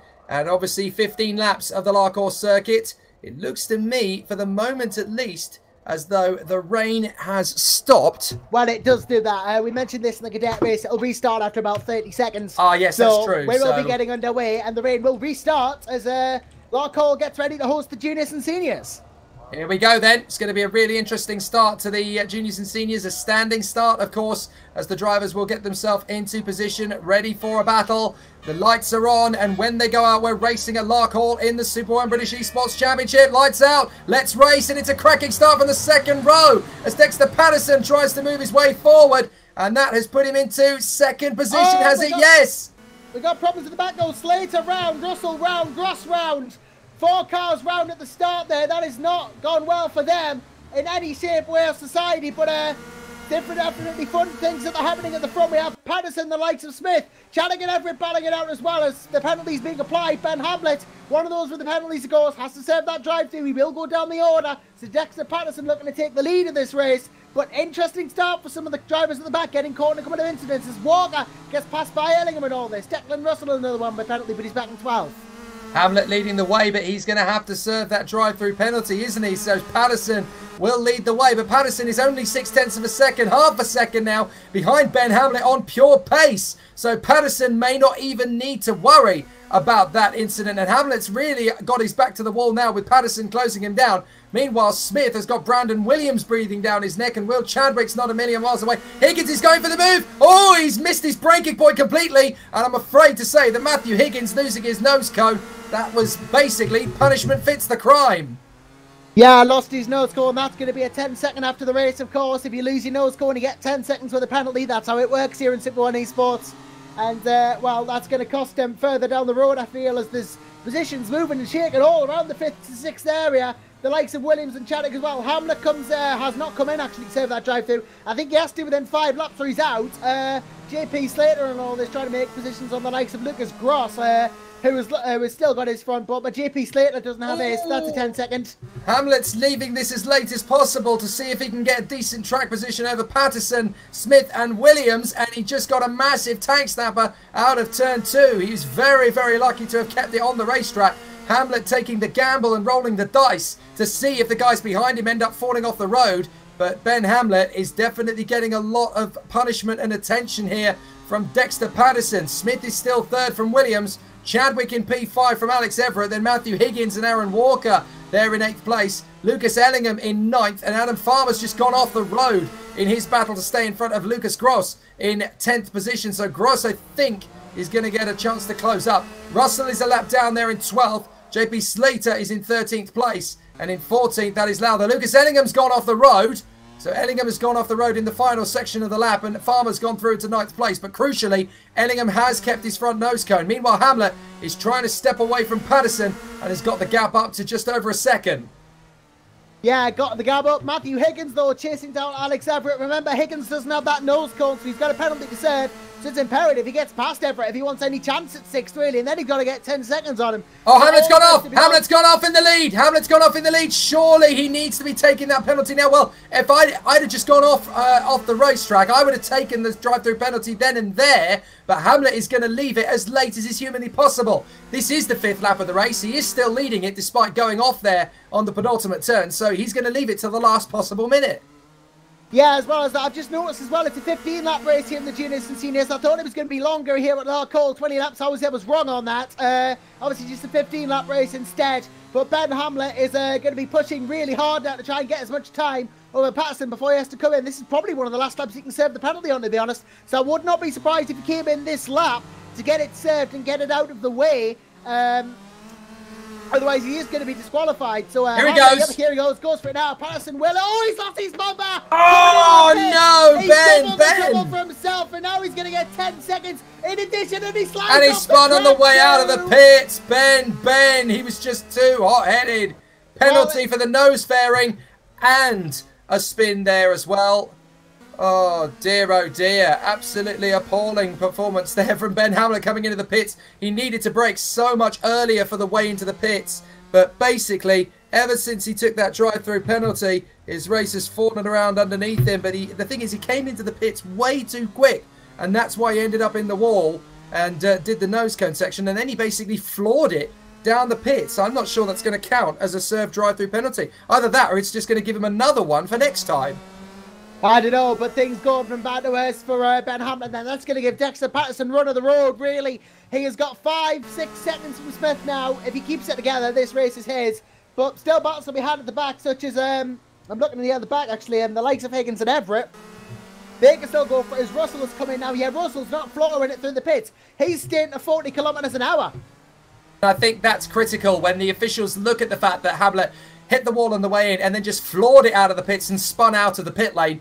That is basically, in my book, that is not a legal move. So he's got to be very careful about how he justifies his actions, basically, because I'm not sure he's going to have an easy way of doing it. Meanwhile, Lucas Ellingham just being lapped there by, well, I thought it was being lapped by Malcolm Smith. I wasn't in the right there. My apologies. Lauder and Chadwick and all this are having a good battle here. And Chadwick's trying to lap him. Chadwick's trying to lap him. Well, I thought that was a weird sight. I thought there was a position change, but there wasn't. Apologies for that. Matthew Higgins, I think, may have actually missed the timing beat because there's no gap from him to Chadwick there. That'll fix itself as it comes across the start-finish line. I thought that there was a battle out. Maybe that's who the battle was between Chadwick and Higgins, and we missed it there. But he's trying to get through, and it's letting Higgins closer, actually. But he's got that penalty to serve, so he needs to get 10 ahead. Well, Chadwick is very glad that James Lowther just spun off at turn 1 because he was really struggling to get past him without bending his front nose cone and making it fall off. But Everett now in... oh, dearie me! Oh, Grossman's ahead of Ellingham. Luckily, he doesn't lose his front bumper to Ellingham. He keeps it on. And that was a lucky escape there. Gross just lost it in front of him. Nothing either driver could have done. Gross just went off, keeps his front bumper too. Very lucky escape for both parties. Well, both Ellingham and Gross have still got their nose cone sections as well, which is very, very impressive considering that they came so close to wiping each other out effectively. Everett has now lost his front nose cone section. I should point that out. Patterson's still leading and still in control. No major surprises considering he knows this circuit so well. Smith in second place. Williams is there in third. Ben Hamlet has caught them up but is in fourth place with that nose cone problem. So if he can get past and get away... This is the end of lap 9 out of 15. Then he's got a chance to get back on the podium, and that's what he's basically fighting for. Oh, late lunch in the final turn! Oh, dear. Well, he gets through, but it sideswipes across on Brandon Williams. I'm not sure Brandon's going to be happy about that. No, he's not. He's going to want to try and get that place back. We still don't know whether Ben Hamlet got a second drive for potential pit lane speed in either. But what I have to say is we come to about lap 11 now. Of course, we've done 9. This is lap 10. Next is lap 11. Of this 15-lap race, and Brandon Williams, I think at this point he knows Hamlet has got the penalty serve as he goes wide. He's just going to stay out of the way and try to make any mistakes count. Well, the thing is, he doesn't want to finish over 10 seconds back from him either, because he'll want to be beat him on the road. He'd need to lose about 2 seconds a lap at the moment because he's only on behind Hamlet at the moment, so it'll be a lot of time to lose. But Hamlet is doing that. Hamlet is doing that though. He is starting to pull away, but I don't think fast enough. Well, hopefully from Williams' point of view, not. Hopefully from Hamlet's point of view, definitely so. Patterson leading the way by 5 seconds now in front of Smith, who just manages to dodge a slow-moving Aaron Walker, I think that was, out of that part of the course as he moves out of the way to let a slower kart, to let the faster karts go through, sorry. So Aaron Walker there in 12th. Hamlet is now third on the road and has pulled about a second on Brandon Williams, but Williams still has that front nose fairing section and needs to keep on with it. Oh, Hamlet, careful, careful. He's pushing Malcolm Smith in the 56 hard there. He really is. In fact, getting a bit loose himself as he goes down the inside last turn. He's not going to just say, oh yes, he's bumped him again. Smith got bumped again off the road, in fact, and Williams goes through. Yeah, that's going to be seen by the stewards there. I have a feeling race control's going to have a lot to say about that one. Hamlet taking Malcolm Smith in the final turn. And for my money, I have a feeling that Hamlet's going to get the book snapped on him for that. Nearly loses it in the back end at the bottom end of the circuit. But Hamlet up to second position on the road. I have a feeling that Malcolm Smith will have something to say about that. To be honest, I mean, Ben Hamlet been really impressive this season. I think just coming into this race with the drive-through penalty might have shaken him a bit, to be honest. Might have played with him. It kind of does. If you know you got a penalty coming, you can't really give it your 100%. You've got that for you. It plays in your mind, doesn't it? If you make a single mistake sometimes. And Ben Hamlet maybe just playing with him at the moment. And, well, I think the stewards will be having a word or two with him after the race. Is off the track, actually. We've got a kart off the track. I'm not sure who that is. I think that was James Lowther who went off, actually. Not lost loads of time through that, but Williams at the moment trying to get past Walker and Smith battling Williams. Lots of battles still going on. Well, at the moment, Ben Hamlet is catching Dexter Patterson rapidly. The gap has come down from 6 seconds to 3.8. Now, has Patterson had a moment, or was that just Hamlet's pure pace? That'll be very interesting to see. Lucas Ellingham's had a bit of a moment there on the last lap as well. But we've got 3 laps to go, and Dexter Patterson is trying to prove a point here by winning the race on the road. Into the final turn goes Patterson, and he will have 2 laps to go this time by. Hamlet's catching in big style. Yeah, Hamlet is catching 3.4 to 2.4. That's a whole second on that lap. Hamlet is just going absolutely rostrum or hospital at the moment. He wants to either win this race outright or go out trying. And, well, you see the speed he's taking to the corners. He's got this nailed in terms of speed. But the problems he's had have probably ruined his race already. Yeah, it's a difficult one because in terms of his raw pace, you can't doubt what he's been able to do here. But he has unfortunately incurred the wrath of the stewards once already. Oh, just a bit of an incident with Lucas Cross there, I think, unfortunately. And gone down the inside now. Dexter Patterson will gain a bit of time as a result of that as we go on to the final lap now. 14 completed, about to be from Patterson. This is the last 40 seconds of this race. And Ben Hamlet, I don't think he's going to do it. Not 3 seconds in a lap. Patterson looks like he's going to hang on for the victory here. Hamlet hoping that even with the nose cone penalty, he can get a 4th place finish out of this one. It looks like to me it's going to be Malcolm Smith or Brandon Williams who gets the runner-up spot, but both of them have just as equal a chance as the other of getting there. It's going to be very interesting to see who emerges at the top end of the tree at the end of this, but they are going to be battling all the way.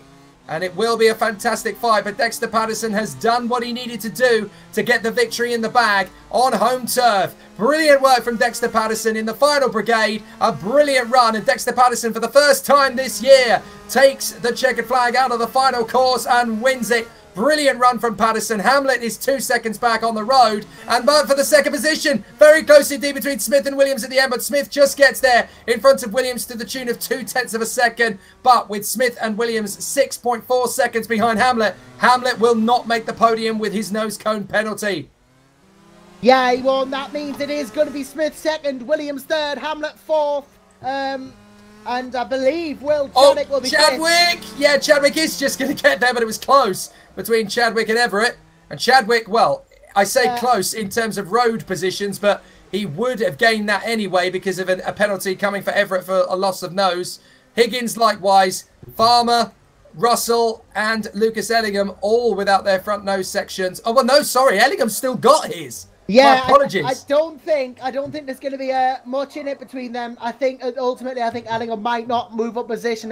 Same with a lot of carts at the back. Didn't have the nose cones, but there was quite a bit of time between them, so there won't be much change. But what we do know is that Patterson will take the win from Smith from Williams effectively, even though Hamlet was second on the road, finished without that front bumper. So he'll finish fourth, and then there's obviously what the stewards might say. But Will Chadwick on the road fifth from Everett in sixth, and yeah, good racing from all involved, and well, never a boring race in SoBEC. No, indeed. We have yet to see a dull race in SoBEC, haven't we? It's been absolutely lightning every single time we've come to play. And it's a great preview to the action this weekend in the Super 1 British Championships. But SoBEC is won in the junior and senior race by a fantastic drive by Dexter Patterson in the same way that in the cadets, Josh Erfan claimed the victory. So 2 new winners at the top of SoBEC after Larkhall. It's been great racing. And of course, that sets us up for the actual round of the championship at Super 1 this weekend at the West Scotland Karting Club. I'm there and Downforce UK is there from tomorrow evening. We'll have coverage of the race on Spreaker. Find it on the, basically all you have to do is download Spreaker, which is free for your phones or your tablets or your iPads or whatever, and search for Super 1 Series. You won't miss it. It's the only one there on Spreaker, and you can listen to the coverage as it happens from Friday qualifying all the way through Saturday and Sunday's race action. Josh, it's been a pleasure once again, mate. Oh, it always is a pleasure coming in on SoBEC alongside you, Jake, and I can't wait for the next race. And you see the unofficial results there from the junior senior category as well. Dexter Patterson wins the race from Ben Hamlet, who will incur a 10-second. Malcolm Smith, Brandon Williams, and then junior class winner Will Chadwick as well in 5th place. So good stuff indeed from these juniors and seniors. Great to see them doing so well. Great to see Will Chadwick as well, so far up the order. But yeah, as you rightly say, Jake, pleasure to be alongside you once again. So that concludes the action, I guess, for tonight from the KartSim live stream from the Super 1 British eSports Championship. We'll be back again in time for the 4th round of the championship. Do keep it up to date with what's happening, kart-sim.co.uk, and of course on the Super 1 Series website, super1series.com. and we'll be catching up with all of the action as it happens this weekend. So do please enjoy the rest of your evening. If you do fancy sticking around with myself, head over to Downforce UK's Facebook page, because at 8:30 there is a live comedy motor racing show. Adults only, please. No kids allowed.